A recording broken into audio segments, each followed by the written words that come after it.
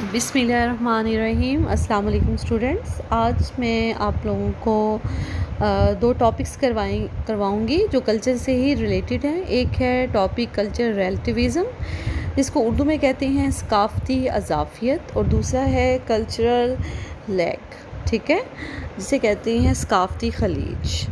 तो culture relativism जो है इसको हम फर्स्ट वन पहले करते हैं।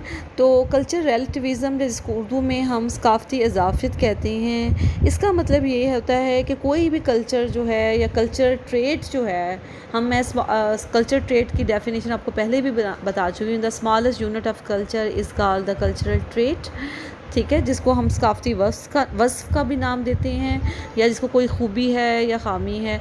तो जो सकाफ़ती वस्फ़ है या कल्चर ट्रेट है, तो कोई भी सोसाइटी का जो कल्चर ट्रेट होता है या उसकी वैल्यूज़ होती हैं या उसके जो भी मोटिव्स होते हैं, ठीक है, अगर हम किसी भी दूसरे कल्चर के देखेंगे, उसके कल्चर ट्रेट्स को देखेंगे, तो उसमें ना वो अच्छे तो हम ना हमें ऐसा लगेगा कि जैसे कि वो अच्छे नहीं हैं। फॉर एग्ज़ाम्पल अगर हम हिंदू कल्चर को देखते हैं, तो हिंदू कल्चर में काफ़ी सारी जो रिचुअल्स हैं या ट्रेड्स हैं या कस्टम्स हैं, ट्रेडिशंस हैं, तो वो हमें अच्छे नहीं लगेंगे, क्योंकि हम अपने कल्चर को स्टैंडर्ड बनाकर, मयार बनाकर दूसरे कल्चर की खूबियों को देख रहे होते हैं। तो क्योंकि हम बाइस्ड होते हैं, हम तअस्सुब का शिकार होते हैं, हम फीलिंग ऑफ सुपीरियरिटी होती है हमारे अंदर। जो भी कोई रिसर्चर होगा या कोई भी ले मैन है, अगर दूसरे कल्चर को देखेगा, ऑब्ज़र्व करेगा, या कोई सोशियोलॉजिस्ट है, तो वो असबियत का शिकार होकर, बाइस्ड होकर अपनी राय देगा, तो उसे उसमें बहुत सारी खामियां नज़र आएंगी, ठीक है। तो किसी भी अगर कल्चर को अंडरस्टैंड करने के लिए ज़रूरी है, किसी भी फॉरेन कल्चर को, कि हम और उसकी वैल्यूज़ को, मोटिव्स को देखते हैं, तो हमें जो है अपने कल्चर को स्टैंडर्ड बनाकर या अपनी वैल्यूज़ को स्टैंडर्ड बनाकर नहीं उसको देखना चाहिए, बल्कि उस कल्चर को उसकी कल्चर सेटिंग में देखना चाहिए। तो तब हमें उसमें कोई खामियाँ नज़र नहीं आएंगी, ठीक है। अगर हम किसी कल्चर को स्टडी करते हैं या समझते हैं, तो हमें उसी के ही सोसाइटी के सेटअप को तो हमें उसमें खामियाँ नज़र नहीं आएंगी। फॉर एग्ज़ाम्पल जैसे सती जो है, हिंदुओं में एक रस्म है जिसमें बेवा को उसके हस्बैंड के साथ ही जला दिया जाता है। तो हमें ये बहुत ही जो वहशी लगेगी, बहुत ही ज़ालमाना लगेगी, और हमें लगेगा हिंदू कल्चर जो है वो अच्छा नहीं है। लेकिन अगर हम उसके हिंदू कल्चर के सेटअप में देखेंगे, तो हमें ये जो उनका राइट है, राइट कौन सा है, RITE, राइट जो रस्म है, वो हमें मुकम्मल तौर पर उनके सोशल सेटअप के मुताबिक सही लगेगी। जिस तरह हिंदू बुतों की पूजा करते हैं, मुख्तलिफ़ किस्म के जो सुपर नेचुरल थिंग्स हैं, और उसके अलावा नेचर की पूजा करते हैं, सूरज की, पीपल के दरख्त की, गाय, जैसे हम तो गाय का गोश्त खाते हैं, वो गाय की पूजा करते हैं, ठीक है। इनके बहुत सारे गॉड्स होते हैं। उस लिहाज से अगर हमें अपने जो है उस सेटअप में देखेंगे, तो हमें उनके कल्चर में ये चीज़ें सही नहीं लगेंगी, हमें खामियां लगेंगी। लेकिन जो है कल्चर रिलेटिविज़म के मुताबिक क्या है कि कोई भी वस्फ़ जो है, कल्चर ट्रेट, वो अच्छा या बुरा नहीं होता है जब तक हम उसकी कल्चरल सेटिंग में ना देख लें। तो उनकी कल्चरल सेटिंग के मुताबिक जो है वो ठीक है कि वो उनके कल्चर का हिस्सा है, उनके रिलीजन का हिस्सा है। तो फिर जो है बेवा को सती कर देना, उनका मुख्तलिफ़ चीज़ों का पूजा करना, देवताओं की पूजा करना, ठीक है, तो वो उस लिहाज से ठीक होगा। इसी तरह जैसा कि तिब्बतियंस होते हैं, जो टोडा होते हैं, ट्राइब्समैन होते हैं, उनमें पोलिएंड्री पाई जाती है, तो हमारे लिए ये बड़ा इमोरल होता है, गैर अखलाकी है, जबकि उनके कल्चर के मुताबिक बिल्कुल ठीक है। इसी तरह जो स्कीमोज़ होते हैं, वहाँ पर जो बूढ़े अफराद होते हैं, जब बहुत ज़्यादा बूढ़े हो चुके होते हैं, उनको मार दिया जाता है, या वो बूढ़े अफराद जो हैं वो कहते हैं उनको मार दिया जाए, क्योंकि एस्कीमोज़ जो होती हैं वहाँ पर टेंड्रा में बहुत ज़्यादा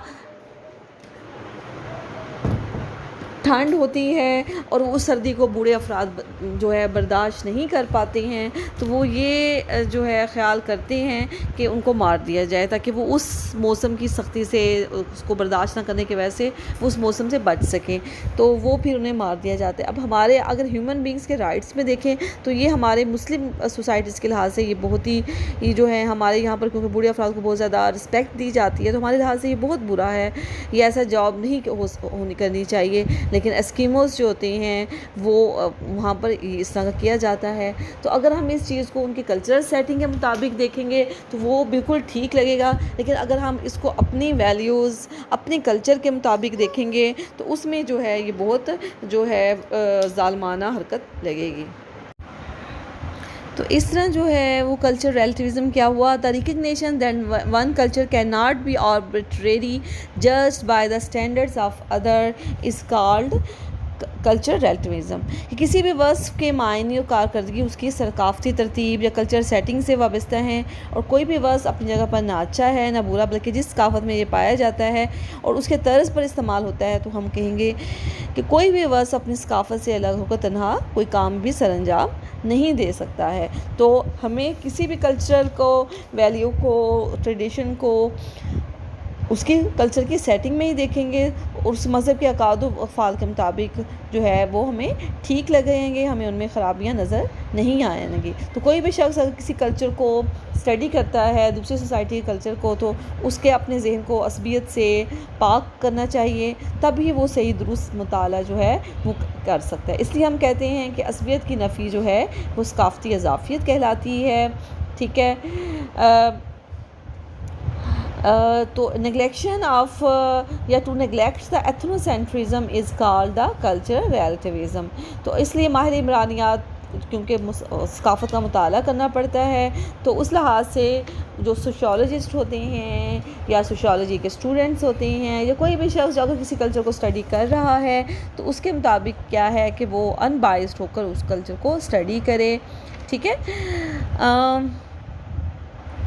तो this difference of good and bad depends on the function of these traits, कि वो उस ट्रेड के फंक्शंस क्या हैं, तभी वो जो है वो अच्छा या बुरा कहला सकता है। सही। अकॉर्डिंग टू हॉटन हंट के मुताबिक the function and meaning of a trait are relative to its culture setting. किसी भी जो सकाफ़त है उसके जो फंक्शन होता है, जो उसका मीनिंग होता है, वो उसकी कल्चर सेटिंग के मुताबिक ही से ही ताल्लुक़ रखता है। तो एक ट्रेड जो होता है ना ही वो बुरा है ना ही वो अच्छा है, बट इट इज़ गुड और bad only with reference to the culture in which its function. तो उसी लिहाज से वो अच्छा बुरा होगा जिस फंक्शन में, जिस सोसाइटी में या जिस कल्चर में वो फंक्शन कर रहा है। तो अपनी तरफ से कोई भी जो ट्रेड है वो अच्छा या बुरा नहीं होगा। जैसे कि the rite of sati in Hindus and the custom of polyandry in Tibetans are its examples. तो आपको पता है कि अगर उनके हिंदू कल्चर के मुताबिक देखेंगे, उनके रिलीजन के मुताबिक देखेंगे तो ये चीज़ें गलत नहीं होंगी, बल्कि उनकी कल्चर सेटिंग के मुताबिक ये हमें ठीक लगेंगी। तो इस तमाम डिस्कशन से हम यही कंक्लूड करते हैं कि जो चीज़ें, कुछ चीज़ें अच्छी या बुरी किसी भी कल्चर का हिस्सा होती हैं वो उसमें फ़िट होती हैं, और उसी उनके कल्चर सेटिंग में अगर हम देखेंगे तो हमें वो ठीक लगेंगी जो है। और उसके लिए हमें क्या करना होगा कि अनबाइस्ड होना होगा। तो ये हो गया आपका फ़र्स्ट टॉपिक कल्चरल रिलेटिविज़म। अब है second topic cultural lag. Cultural lag जो है, जिसको उर्दू में सकाफ़ती खलीज कहते हैं, इसका कॉन्सेप्ट ऑकबर्न ने दिया। को according to Ogburn and Nimkoff, the material aspect of culture changes rapidly than the material one. तो ऐसा होता है कि सकाफ़त के मैं आप लोगों को दो टाइप्स करवा चुकी हूँ, टाइप्स ऑफ कल्चर या जिसको हम एस्पेक्ट्स ऑफ कल्चर भी कहते हैं, material culture and the non material culture. तो मटेरियल कल्चर वो था जो टेंजिबल थिंग्स पर होता है, जिसे इंसान ने बनाया होता है, जिसको हम टच कर सकते हैं। फॉर एग्जांपल ज्वेलरी है, डैम्स है, हाउस है, कंप्यूटर्स हैं, जितनी भी इन्वेंशंस हुई हैं, ठीक है, जो इंसान के जहन की पैदावार होती हैं, जिसे इंसान ने बनाया होता है, ये तो कहलाया मटेरियल कल्चर।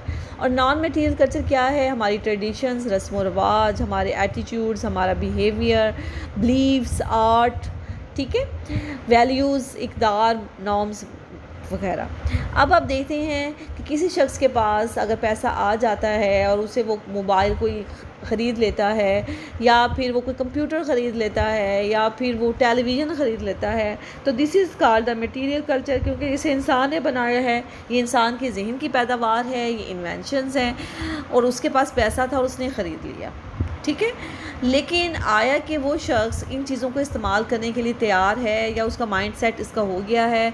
और ये भी हो सकता है कि उसको चीज़ों को इस्तेमाल करने के लिए उसके रुझानात या उसकी आदत या उसका बिहेवियर या उसके ख़यालात या जो उसका माइंड जो है सेट आहिस्ता आहिस्ता उसको चीज़ को इस्तेमाल करने के लिए आमादा होगा। तो it takes time, it's a slow process. तो this is called the non material culture.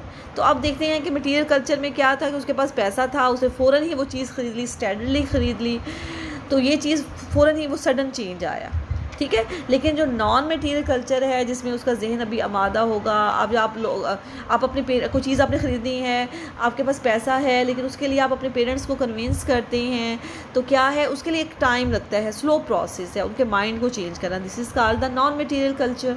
तो मटेरियल कल्चर और द नॉन मटेरियल कल्चर ये दोनों एस्पेक्ट्स हैं, इनके दरमियान जब अनबैलेंस की सिचुएशन आ जाती है या इनके दरमियान डिसहार्मनी हो जाती है, तो ये क्या करता है, या डिसऑर्गेनाइजेशन हो जाती है, या ये जो अनइक्वल रेट ऑफ चेंज है creates social disorganisation in people, ठीक है।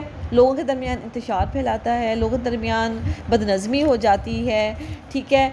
तो लोग जो होते हैं वो इसके लिए इतने रैपिडली चेंज के लिए तैयार नहीं होते हैं, ठीक है। उससे फिर सोसाइटी में बहुत सारे प्रॉब्लम्स पैदा होते हैं, एंजाइटी आती है, एग्रेशन आते हैं, जहनी प्रॉब्लम्स, नफ्सियाती प्रॉब्लम्स आ जाती हैं। तो ऐसी सिचुएशन को हम सकाफ़ती खलीज का नाम देते हैं। क्या सिचुएशन कि जब मटेरियल के चेंज कल्चर और नॉन मटेरियल कल्चर के दरमियान जब डिसबैलेंस की या डिसहार्मनी की कंडीशन आ जाए, तो ठीक है, तो उस सिचुएशन को हम सकाफ़ती खलीज का नाम देते हैं, जिससे लोगों में डिसऑर्गेनाइजेशन पैदा हो जाती है और लोग मुख्तलिफ़ किस्म के साइकोलॉजिकल प्रॉब्लम्स का शिकार हो जाते हैं, ठीक है। तो मैं दोबारा रिपीट कर देती हूँ कि जिसमें मटेरियल और नॉन मटेरियल के दरमियान जो कल्चर है उनमें जो डिसऑर्गेनाइजेशन होती है या हार्मनी हो जाती है या इट टेक्स टाइम और अनबैलेंस की सिचुएशन हो जाती है, this situation is called the cultural lag, या this gap is of unequal change is called the cultural lag. जैसे आप देखते हैं कि मटेरियल कल्चर में is found in technology and industry. अब इंडस्ट्री में, टेक्नोलॉजी में तो बहुत जल्दी से तब्दीली आती हैं। आप देखती हैं ना, लोग, हर किसी के घर अब केबल है, हर किसी के पास स्मार्टफोन है, हर कोई टेक्नोलॉजी का इस्तेमाल कर लिया है, क्योंकि ये मैन मेड थी। लोगों के पास पैसा है, वो फ़ौरन चीज़ बिल्डअप हो जाती है, लोग ख़रीद लेते हैं।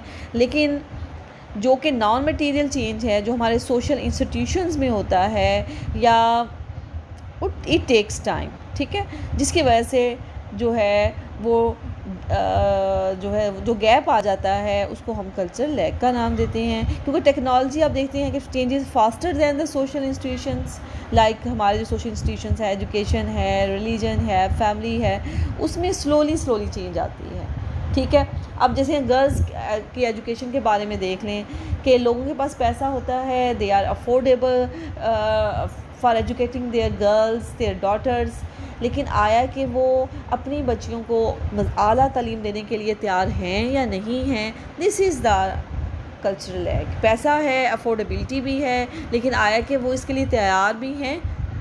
तो ये जो गैप आया मटीरियल और द नॉन मटीरियल कल्चर के दरमियान, this is called the cultural lag. अब जैसे कोई किसान है, वो उसके पास पैसा भी है, रिसोर्सेज भी हैं, आया कि वो मशीनी काश के तरीके इस्तेमाल करने के लिए तैयार है, this is called the cultural lag. अब मैंने आपको काफ़ी सारी एग्जांपल्स जो हैं वो दी हैं, आप इसको पुटअप कर सकती हैं इसमें। अब मशीनी काश क्या होती है? मशीनी काश है कि नई टेक्नोलॉजी का इस्तेमाल करना, खेती बाड़ी में मशीनरी का, थ्रेशर का, ट्यूबवेल का इस्तेमाल है। इसके अलावा जदीद जो तरीक़ेकार है, स्प्रे के तरीके हैं, नए तरीके के जो बीज आ जाते हैं वो हैं, फर्टिलाइज़र खाद हैं, कीड़े मार अद्वियात हैं, उनका इस्तेमाल करना। आया कि वो किसान इसके लिए तैयार है, उसके पास अफोर्डेबिलिटी भी है, वो चीज़ें ख़रीद भी सकता है, लेकिन क्या वो इन चीज़ों के लिए तैयार है? तो क्या है, this is called the cultural lag. तो ये आज आपका लेक्चर है, आपने इन दोनों को प्रिपेयर करना है। अगर आपको समझ नहीं आता है, you can ask me freely. Okay, अल्लाह हाफिज़।